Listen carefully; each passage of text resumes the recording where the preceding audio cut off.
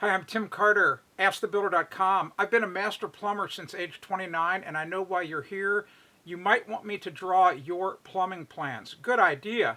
Here's why. It's very complex. You're looking at just the plumbing in my daughter and son-in-law's new home that I put in. This is the master bathroom vanity wall, and there's lots going on. If you don't get the pipe sizes right, your plumbing system's not going to work. And you know what? I'll bet you didn't know that every house should have a full-size vent.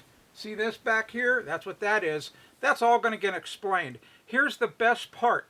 You get the plumbing isometric drawing that shows all of the pipe sizes. And here's the best part. You get for free a PDF file that are the best practices that I've done for decades, and many of them are secrets.